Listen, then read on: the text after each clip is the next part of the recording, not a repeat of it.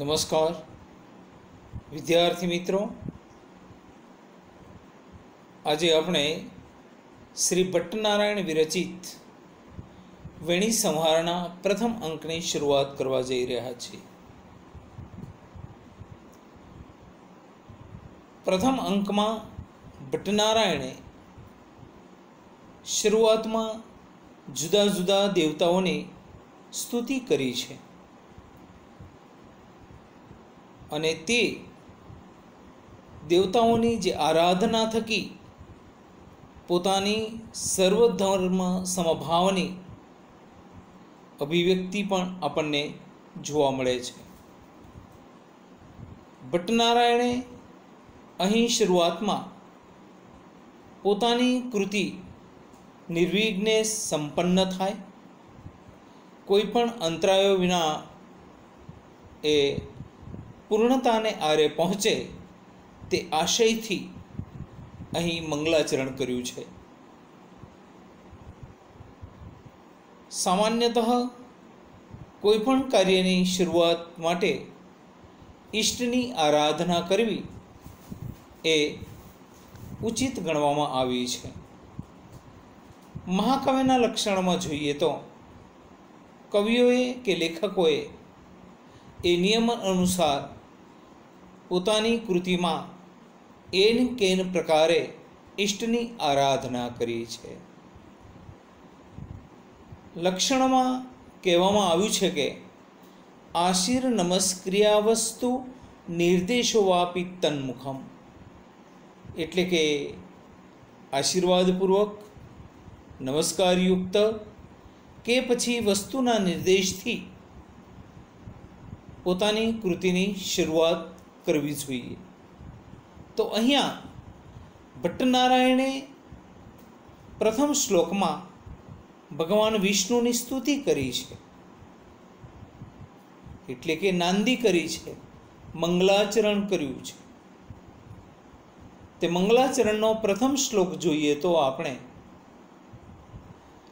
નિષિદ્ધૈરપ્પે બી લુલિત મકરંદો મધુકરૈઃ કરૈરિંદોરંત છુરિત eve સંભિન્ન Mukul વિદત્તામ સિદ્ધિમ નો નયન સુભગા અસ્ય સંદશઃ પ્રકીર્ણ પુષ્પાણામ હરિચરણયો અંજલિરયમ. તો અહીંયા ભગવાન વિષ્ણુને અંજલિ અર્પણ કરીને પોતાની સફળતાની અપેક્ષા રાખે છે. આ શ્લોકનો આપણે સૌપ્રથમ અન્વય કરીશું અને એ જ રીતે એનો અનુવાદ કરીશું. નિષિદ્ધૈઃ અપી એભિઃ મધુકરૈઃ. નિષિદ્ધ એટલે કે અટકાવવામાં આવ્યા હોવા છતાં એ બિહિ મધુકરૈઃ, આ ભમરાઓએ મકરંદ લુલિતઃ, જેનો રસ પી લીધો છે તેવા તેણે ઇન્દોહો કરૈઃ, ચંદ્રના કિરણોથી અંતઃ છુરિતઃ, અંદરથી સ્પર્શાયેલી અને તેથી સંભિન્ન મુકુલઃ, સંભિન્ન એટલે ભિન્ન થયેલી એટલે કે ખીલેલી, મુકુલઃ એટલે કે કળીઓવાળી, હરિચરણયો શ્રી હરિના ચરણોમાં, પ્રકીર્ણ વેરાયેલી, અયમ અંજલિ, આ પુષ્પાંજલિ, અસ્ય સદસઃ, આ સદસઃ એટલે કે સભાની,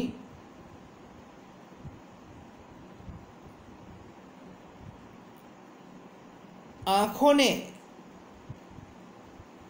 સુભગ ગમી જાય તેવી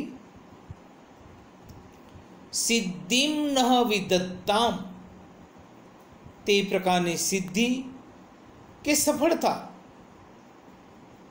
ન અમને વિદત્તામ ધારણ કરાવો. અહીં ભટ્ટનારાયણે શિખરિણી છંદમાં આ શ્લોક પ્રયોજ્યો છે. એમણે જે સ્તુતિ કરી છે જુદા જુદા દેવતાઓની, જુદા જુદા છંદોમાં સ્તુતિ કરી છે, એનાથી આપણને ખ્યાલ પણ આવે છે કે તેમનું છંદપણનું પણ પ્રભુત્વ હતું. એ જ રીતે જુદા જુદા અલંકારોનું પણ પ્રયોજન કર્યું છે.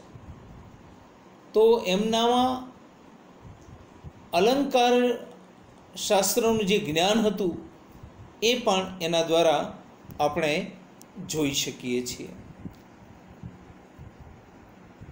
અહીં ભગવાન વિષ્ણુના ચરણોમાં ફૂલોની આ અંજલિ સમર્પિત કરવામાં આવી છે,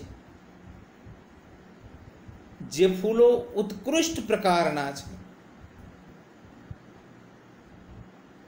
કારણ કે ત્યાં ભમરાઓને અટકાવવામાં આવ્યા છે, છતાં તેના મધને તો તે સ્પર્શી જાય છે. ચંદ્રના કિરણો જાણે કે તેમને અંદરથી તો સ્પર્શી લીધા છે, એટલે સ્વાભાવિક છે કે તે પુષ્પોની કળીઓ ખુલી જાય. આ પ્રકારની ભગવાન વિષ્ણુને પોતાની સફળતા ખાતર પુષ્પાંજલિ આપવામાં આવે છે. તેમાં જ ગમવાની વસ્તુની જે વાત કરે છે ભટ્ટનારાયણ, એટલે કે આ પ્રેક્ષકગણ પણ નાટકને અનુરૂપ અનુરાગી છે અને એમની આંખોને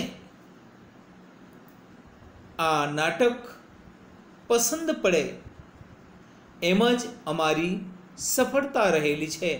અને એ જ રીતે ભગવાન વિષ્ણુ રક્ષણ કરે અને અમને સફળતા અપાવે. અહીં હરિચરણ માટે પુષ્પાંજલિના પુષ્પોને ભમરાઓથી દૂર રાખવા પડે છે. તેના અનુસંધાનમાં મનુસ્મૃતિમાં એક વિધાન કરવામાં આવ્યું છે કે છિદ્રાણી કીટક જુષ્ટાની કુસુમાની વિવર્જયેત. કિરણનો સ્પર્શ થાય અને પુષ્પ ખીલી ઉઠે એ પ્રકારની કલ્પના કવિઓને વધારે પ્રિય લાગે છે. કવિ કાલિદાસે અભિજ્ઞાન શાકુંતલમાં પણ એ જ પ્રકારની વાત કરી છે કે કુમુદાની એવ શશાંકઃ સવિતા બોધયતિ પંકજાની એવ.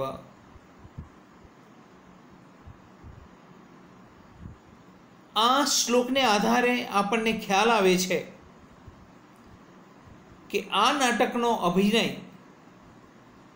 ચાંદની રાતે થયો હોય તેવી સંભાવના જણાય છે.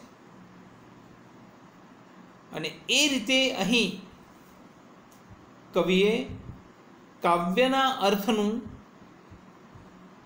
સૂચન થયેલું દર્શાવે છે. રોકવા છતાં પુષ્પ તરફ ધસી જતા જે ભ્રમરો છે, એટલે કે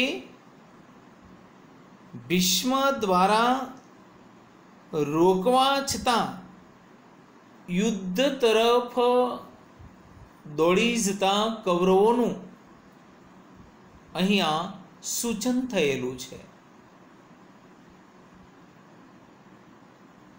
ઈવ જેવા શબ્દનો પ્રયોગ કરીને ભટ્ટનારાયણે ઉત્પ્રેક્ષા,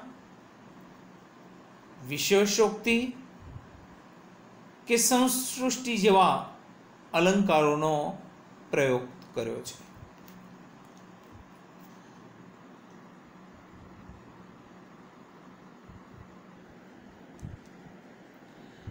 બીજા શ્લોકમાં ભટ્ટનારાયણે ભગવાન કૃષ્ણની સ્તુતિ કરી છે.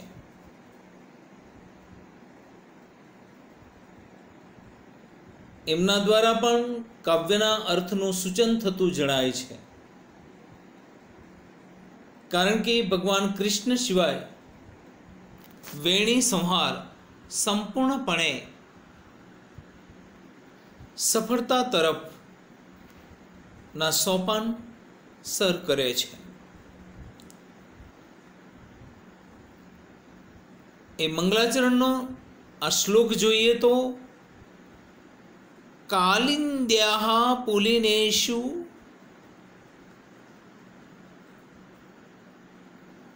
કેલી કુપિતામુત્સૃજ્ય રાસે રસમ ગચ્છન્તિ અનુગચ્છતઃ અશ્રુકલુષામ કંસદ્વિષરાધિકામ તત્પાદ પ્રતિમા નિવેશિત પદસ્ય અદ્ભુત રોમોદ્ગતે અક્ષુણ્ણો અનુનય પ્રસન્ન દયિતા દૃષ્ટિશ્ય પુષ્ણાતુ વહ. એટલે કે જેમ રાધાને વિનવણીથી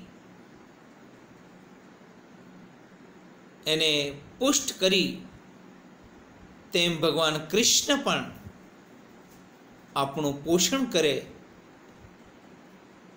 એ વાત આ શ્લોકમાં કરી છે. તેનો અન્વય જોઈએ તો કાલિંદ્યાઃ પુલિનેષુ રાસે રસમ ઉત્સૃજ્ય. કાલિંદ્યા એટલે કે યમુના નદી. પુલિનેષુ રેતાળ કાંઠામાં રાસમ રસમ ક્રીડા દરમિયાન ઉત્સૃજ્ય જેનામાં જે ગુસ્સો ઉત્પન્ન થયો છે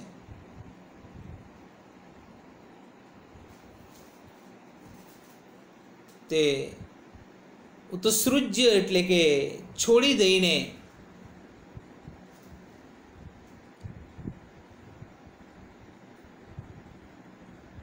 રડતી એવી તેને અશ્રુ કલુષામ રડતી એવી તેને અનુસરીને અનુગચ્છતઃ અનુસરીને તત્પાદ પ્રતિમા નિવેશિત પદસ્ય તેના પગલામાં મૂકેલા પગવાળાને અદ્ભુત રોમ ઉદ્ગતે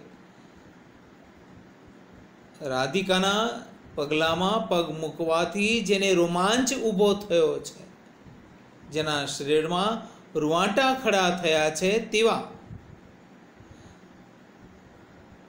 પ્રસન્ન દયિતા દૃષ્ટિશ્ય પ્રસન્ન ચિત્તે જેને જોઈ રહી છે એવી તેમની પ્રેમિકા કંસ દ્વિષ કંસનો જે દ્વેષ કરે છે ભગવાન કૃષ્ણ અક્ષુણ્ણ અનુનય શાશ્વત કાળ સુધીની જે સફળતાઓ પ્રાપ્ત થાય તેવા અનુનય વિનમણીઓ વહ પુષ્ણાતુ તમારું પોષણ કરે. અહીં શાર્દુલ વિક્રીડિત છંદમાં ભટ્ટનારાયણે ભગવાન કૃષ્ણની સ્તુતિ કરી છે.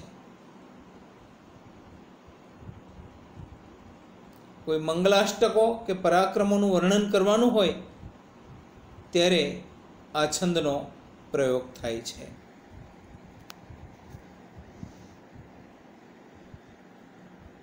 અહીં રાધાનો જે ગુસ્સો ઉત્પન્ન થવાનું કારણ જોઈએ તો યમુનાના રેતાળ કાંઠામાં કૃષ્ણ રાધાની સાથે ક્રીડામાં રોકાયેલા હતા અને એ સમય કોઈ કારણોસર રાધાને ગુસ્સો આવ્યો એટલે એનો આનંદ ઉડી જાય છે. તેની આંખમાં આંસુ આવી જાય છે અને તેથી એ જતી રહેવા માગે છે. તે જ્યારે જઈ રહી હોય છે ત્યારે તેની પાછળ પાછળ તેના પગલામાં પગ મૂકીને તે ચાલવા લાગે છે. ત્યારે એમને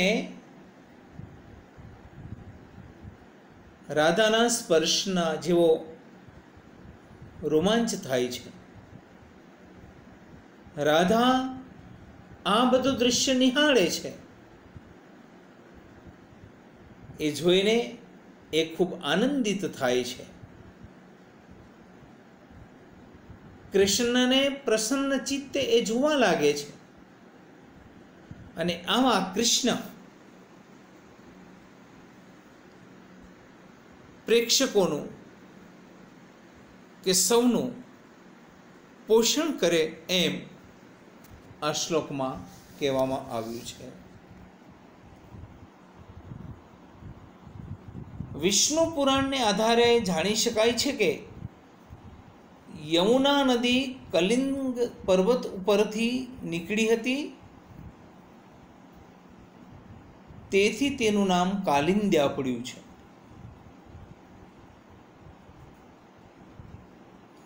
પુલિન શબ્દ અમરકોશમાં સમજાવેલો છે. તોયોત્સિતમ તત્પુલિનમ સૈકતમ શિકતામયમ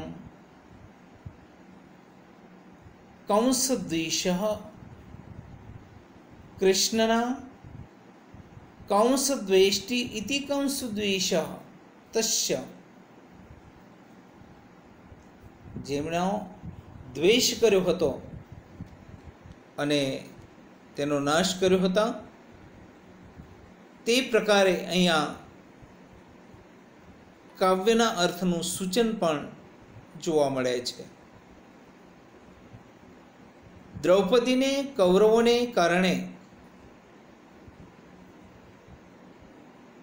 કોપ ઉત્પન્ન થયો અને તે અવદશાને પામી. એટલે જ તો ભીમે દુર્યોધન આદિના વધ દ્વારા તેને પ્રસન્ન કરી દીધી કે જેમ ભગવાન કૃષ્ણની ચેષ્ટાઓથી રાધા જેમ પ્રસન્ન થયા તે રીતે.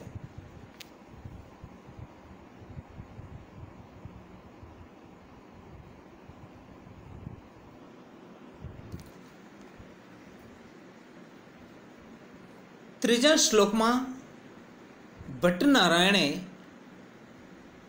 શિવની સ્તુતિ કરી છે અને તેમાં શિવના જે પરાક્રમો છે એ વર્ણવવામાં આવ્યા છે અને જુદા જુદા દેવતાઓ, અસુરો વગેરેનો ગભરાટ કે પ્રસન્નતા જે ઉત્પન્ન થાય છે તેના કારણે ભટ્ટનારાયણે આ શ્લોકમાં વિવિધ પ્રકારના રસોનું પણ સર્જન કર્યું છે. તો આ શ્લોક જોઈએ તો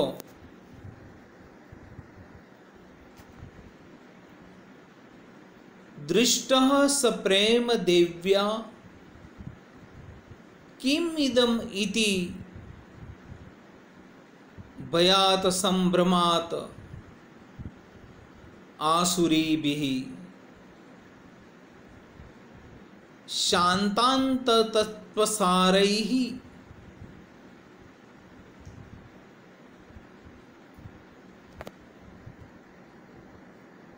સ કરુણમ ઋષિભિ વિષ્ણુના સંસ્મિતેન આકૃષ્યાસ્ત્રમ સગર્વૈ ઉપશમિત વધુ સંભ્રમૈ દૈત્ય વિરૈઃ સાનંદમ દેવતાભિ મયપુર દહને ધુર્જટી પાતુ યુષ્માન. અહીં ભટ્ટનારાયણે સ્ત્રગ્ધા છંદમાં ભગવાન શિવની સ્તુતિ કરી છે. તેનો અન્વય જોઈએ તો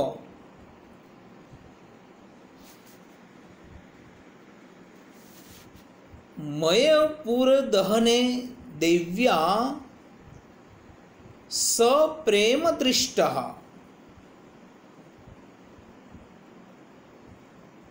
મય નામના જે દાનવ છે તેના નગરો જ્યારે બળતા હતા ત્યારે દેવ્યા સપ્રેમ દૃષ્ટઃ, દેવી પાર્વતીથી પ્રેમપૂર્વક જે જોવાયેલા છે તેવા શિવે કિમ ઇદમ, આ શું થયું, આસુરીભિઃ કિમ ઇદમ ઇતિ ભયાત સંભ્રમાત દૃષ્ટઃ. એ જ રીતે રાક્ષસીઓ વડે બળ અને ગભરાટ સાથે જોવાયેલા શાંત અંતઃ તત્વસારૈઃ ઋષિભિઃ, જે સ્વભાવગત જ શાંત છે, જેમના અંતઃકરણો શુદ્ધ છે, એવી સંપત્તિવાળા ઋષિઓ વડે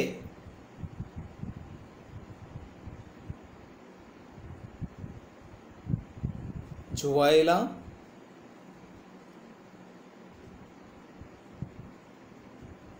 ત્યાર પછી વિષ્ણુના સંસ્મિતેન ઉપશમિત વધુ સંભ્રમૈ, વિષ્ણુ વડે સ્મિતપૂર્વક જોવાયેલા, ઉપશમિત વધુ સંભ્રમૈ, પોતાની પત્નીઓનો જેણે ગભરાટ દૂર કર્યો છે, શાંત કર્યો છે, તેવા સગર્વૈઃ દૈત્ય વિરૈઃ, તેવા અભિમાની દૈત્ય વીરો દ્વારા અસ્ત્રમ આકૃષ્ય, હથિયારને ખેંચીને, દૃષ્ટમ જોવાયેલા, દેવતાભિઃ સાનંદમ દૃષ્ટઃ, દેવતાઓ વડે જે આનંદ દ્વારા જોવાયેલા છે તેવા ધૂર્જટીઃ, એટલે કે શિવ ઈષ્માનપાત, તમારા સૌનું એટલે કે પ્રેક્ષકો વગેરેનું પાતું રક્ષણ કરે. અહીં ભટ્ટનારાયણે જુદા જુદા રસો નિષ્પન્ન કર્યા છે તે આ શ્લોકમાં જે શબ્દો પ્રયોજાયા છે એના આધારે આપણે જોઈ શકીએ છીએ. કે શિવે જે મયના નગરો બાળી નાખ્યા હતા તેના કારણે પાર્વતી એ પ્રેમપૂર્વક એમને જોઈ રહી. વળી અસુર અંગનાઓ તો તેને સમજી જ શકી નહીં અને આ શું થઈ રહ્યું એવો જ માત્ર વિચાર કરી રહી હતી. એવા ભય સાથે ગભરાટથી એ જોઈ રહી. જેમની પાસે માત્ર અંતઃકરણોને ઇન્દ્રિયોને નિયમિત કરવાનું જે જાણે છે તેવી જેની પાસે સંપત્તિ છે એવા ઋષિઓ તો એમને દયાભાવ સાથે જોઈ રહ્યા. વિષ્ણુ ભગવાને તેમના તરફ સ્મિત રેલાવ્યું અને વળી પરાક્રમી દૈત્યો કે દાનવો જે છે એમણે તો પોતાની પત્નીઓના ગભરાટને તો શમાવી દીધો, સાથે સાથે હથિયાર ખેંચવાનો જ્યાં પ્રયત્ન કર્યો તેમ છતાં એમને જોઈ રહ્યા. દેવતાઓ ગેલમાં આવી ગયા અને આવા જે શિવ છે તે આપણા સૌનું રક્ષણ કરે એમ આ શ્લોકમાં કહેવામાં આવ્યું છે. બ્રહ્માંડ પુરાણ અને વાયુ પુરાણમાં જોઈએ તો મય એ વિશ્વકર્માનો પુત્ર અને બહેન સુરેણુનો ભાઈ હતો. તેણે આકાશમાં અસુરો માટે સુવર્ણ, રજત અને લોખંડ એમ 3 પ્રકારના નગરો બનાવ્યા હતા. તેથી તો તેને ત્રિપુર સ્વામી કહેવામાં આવે છે. તે જ્યારે બલિની સહાયમાં લડવા માટે તત્પર થયો ત્યારે 3 નગરો એક જ પંક્તિમાં આવી પડ્યા. એ સમયે શિવે તેમનો એક જ બાણથી નાશ કર્યો હતો.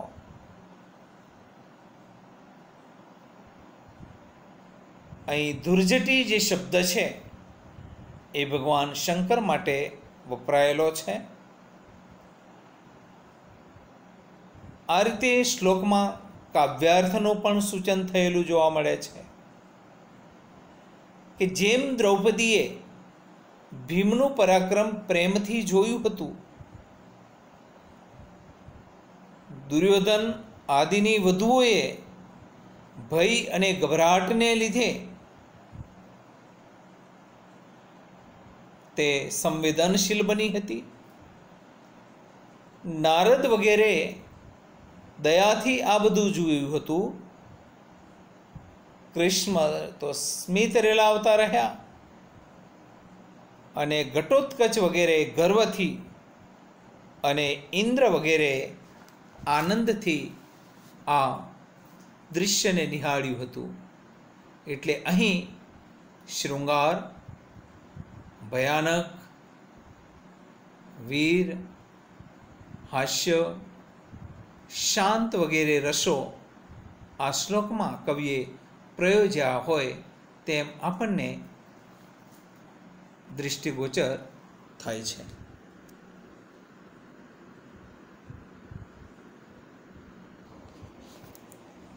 આમ 3 દેવતાઓની સ્તુતિ થયા પછી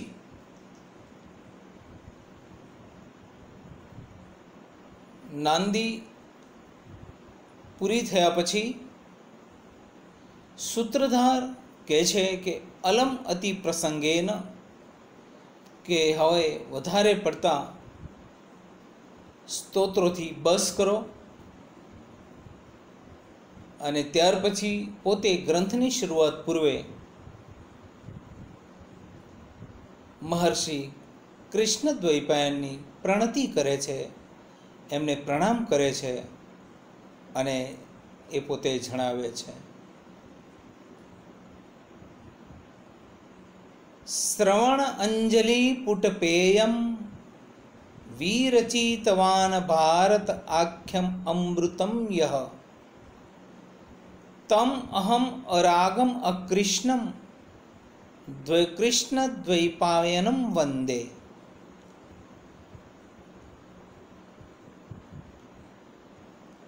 અહીંયા એનો અન્વય જોઈએ તો યહ શ્રવણ અંજલિ પુટપેયમ, જે શ્રવણ એટલે કે કર્ણરૂપી અંજલિ પુટપેયમ, અંજલિ પુટથી પીવાને યોગ્ય ભારત આખ્યમ અમૃતમ, ભારત રૂપી જે કહેવાયેલું આખ્યાન છે તેવા અમૃતમ વિરચિતવાન, તેવા અમૃતની જેણે રચના કરી છે તેવા અરાગમ અકૃષ્ણમ, જે રાગ રહિતના એટલે કે આસક્તિ વગરના અને અકૃષ્ણમ એટલે કે દોષ વગરના કૃષ્ણ દ્વૈપાયનમ વંદેહમ, કૃષ્ણ દ્વૈપાયનને હું પ્રણામ કરું છું. કહેવામાં આવ્યું છે કે ભારતમ પંચમો વેદ, મહાભારત એ પાંચમો વેદ છે અને એની ઐતિહાસિકતા અહીંયા જાણે કે નિરૂપાતી હોય તેમ પણ અહીં દ્રષ્ટિગોચર થાય છે. મહાભારતનો આધાર લઈને ભટ્ટનારાયણે વેણી સંહારની રચના કરી છે, એમ અહીંયા ભગવાન કૃષ્ણ દ્વૈપાયનને પણ પોતે વંદન કરીને ગ્રંથની શરૂઆત કરે છે. આ શ્લોકમાં આર્ય છંદનું પ્રયોજન થયેલું છે.